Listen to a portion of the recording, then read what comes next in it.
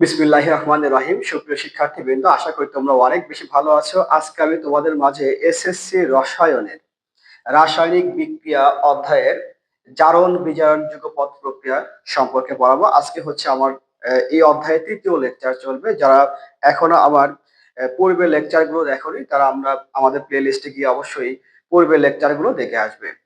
আজকে আমি পড়াবো হচ্ছে জারণ বিজারণ যুগপৎ প্রক্রিয়া। এর কথার অর্থ হলো জারণ এবং বিজারণ একই সাথে সংঘটিত হয়। যুগপৎ কথার অর্থ হলো একই সাথে ঘটা, অর্থাৎ একদিকে জারণ ঘটলে আরেকদিকে কি ঘটবে, বিজারণ। এই প্রশ্নের আনসার করতে গেলে তোমাকে প্রথম জানতে হবে জারণ জিনিসটা কি আর বিজারণ জিনিসটা কি। তাহলে সংক্ষেপে তুমি মনে রাখবা, টেকনিক্যালি তুমি মনে রাখতে পারো যে জারণ মানেই ছাড়ন। কিসের ছাড়ন? ইলেকট্রনের ছাড়ন। জারণ মানেই ছাড়ন, বলে কিসের ছাড়ন? বলে ইলেকট্রনের ছাড়ন। বিজারণ কথার অর্থই হলো গ্রহণ। কিসের গ্রহণ? বল ইলেকট্রনের গ্রহণ। এটা আমরা টেকনিক্যাল মনে রাখবো। জারণ মানে ছাড়ন, বিজারণ মানে গ্রহণ।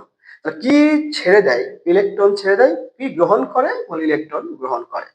তাহলে যে রাসায়নিক বিক্রিয়ায় ইলেকট্রনের ত্যাগ হয় তার কিন্তু জারণ হয়, সেই বিক্রিয়াকে বলি আমরা জারণ বিক্রিয়া। আর যে বিক্রিয়ায় ইলেকট্রনের গ্রহণ ঘটে তাকে আমরা বলি বিজারণ বিক্রিয়া।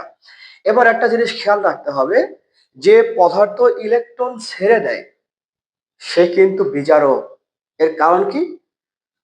সে নিজে জারিত হয় কিন্তু অন্যকে ইলেকট্রন গ্রহণ করিয়ে সে বিজারিত করে ফেলে।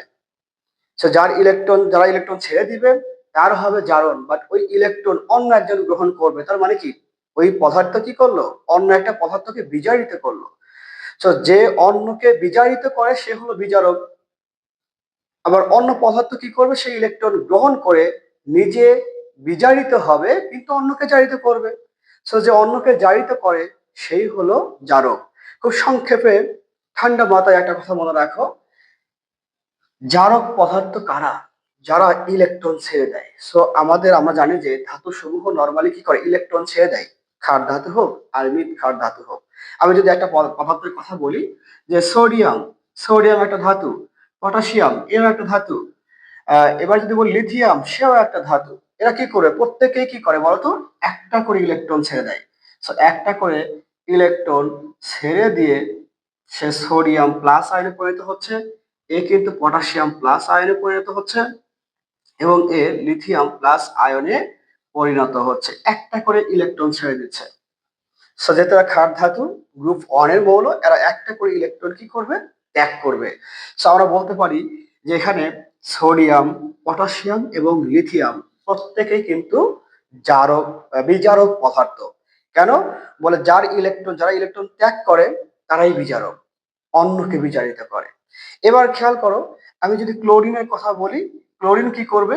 একটা ইলেকট্রন গ্রহণ করে সে ক্লোরিন মাইনাস আয়নে পরিণত হবে। ক্লোরিন মাইনাস আয়নে পরিণত হবে। যেহেতু ইলেকট্রনের গ্রহণ ঘটে, এটা হলো বিজারণ বিক্রিয়া। আর ক্লোরিন যেহেতু এক ইলেকট্রন গ্রহণ করে সে নিজে বিজারিত হয়, বাট অন্যকে কি করলো? সে জারিত করলো। এই জন্য ক্লোরিনকে বলা হবে জারক পদার্থ। এবার তাহলে আমরা জারণ, বিজারণ, জারক এবং বিজারক সম্পর্কে ভালো ধারণা পেয়ে গেছি। এবার তাহলে খেয়াল করো, এখানে বলছি যে জারণ বিজারণ যুগপৎ বিক্রিয়া যেটা একই সাথে ঘটবে। তো জারণ বিক্রিয়াটা কি বলছিলাম? যে বিক্রিয়ায় ইলেকট্রনের ত্যাগ হয় সেই বিক্রিয়াটা হলো জারণ বিক্রিয়া।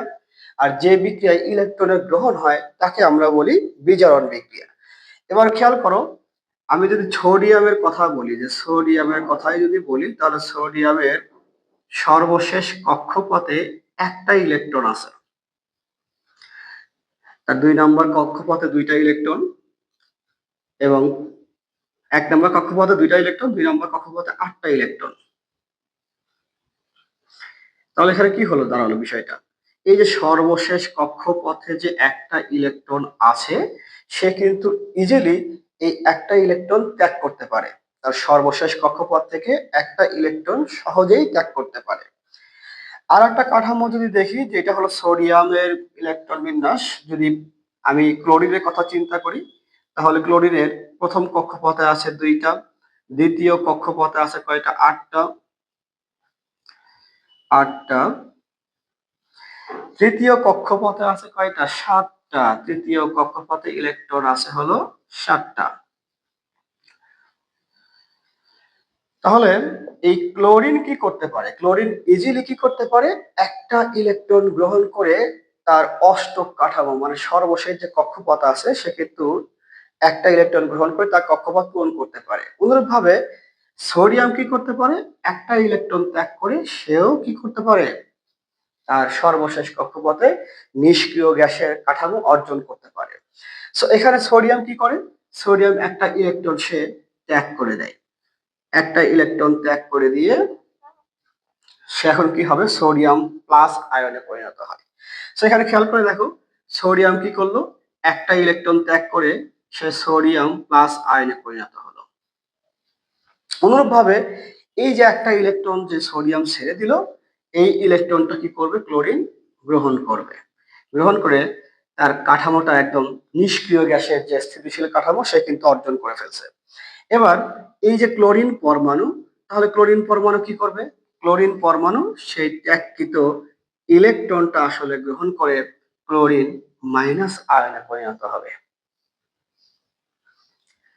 তাহলে এখানে যদি আমি সমীকরণটা সমাধান করে ফেলি যে আসলে এর আগে আমরা যে কাজটা করব, এখানে একটা বিক্রিয়া লিখে নিব।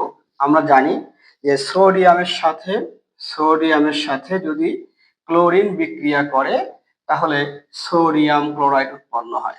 সো এই বিক্রিয়াতে আমরা দেখাবো জারণ বিজারণ একই সাথে সংঘটিত হয়। তাহলে সমতাকরণ করলে কি হবে? এখানে যদি হাফ দিয়ে দিই তাহলে এই 2 আর 2 কাটা যায়, একটা ক্লোরিন থাকে, একটা ক্লোরিন, একটা সোডিয়াম আছে। এবার তুমি খেয়াল করো যে সোডিয়াম কি করছে? একটা ইলেকট্রন ত্যাগ করে সোডিয়াম প্লাস আয়নে পরিণত হয়েছে। এই একটা ইলেকট্রন বিক্রিয়া থেকে হারিয়ে যাবে না, বলে ক্লোরিন গ্রহণ করবে। একটা ক্লোরিন আবার কি করতে পারে? একটা ইলেকট্রন গ্রহণ করতে পারে। করলে কি হবে? ক্লোরিন মাইনাস আয়নে পরিণত হবে।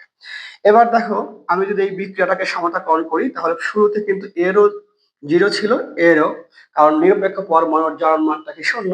শূন্য। এবার তাহলে আমি এখানে লিখতে পারি যে সোডিয়াম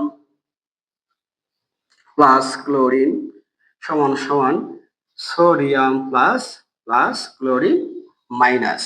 আর এই ইলেকট্রন আর এই ইলেকট্রন মনে মনে কি দেওয়া যায়? বাদ দিয়ে যায়। তুমি কাটাকাটি, আমি এখানে কাটাকাটি করতেছি, আসলে কাটাকাটি করবা না। না করে কি করবো? মনে মনে দুই পাশ থেকে দুইটা ইলেকট্রন বাদ দিয়ে দিবা। এটা সমান সমান আসলে কি দাঁড়াবে? Sodium chloride. এখন এখানে স্পষ্ট একটা কথা মানে বলা যায়, সেটা হলো সোডিয়াম যদি একটা ইলেকট্রন গ্রহণ না করতো, ত্যাগ না করতো, সরি, সোডিয়াম যদি একটা ইলেকট্রন ত্যাগ না করতো, ক্লোরিন কিন্তু একটা ইলেকট্রন গ্রহণ করতে পারতো না।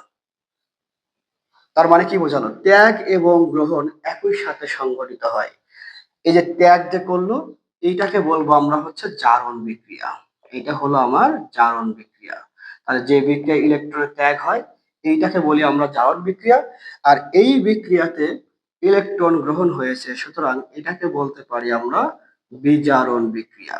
তাহলে আমরা কি একটা সিদ্ধান্তে আসতে পারি না যে জারণ বিজারণ একই সাথে সংঘটিত হয়? হ্যাঁ, এই সমীকরণ থেকে কিন্তু আমি একটা কথা স্পষ্ট বলতে পারি, জারণ এবং বিজারণ একই সাথে সংঘটিত হয়, অর্থাৎ জারণ বিজারণ যুগপৎ প্রক্রিয়া।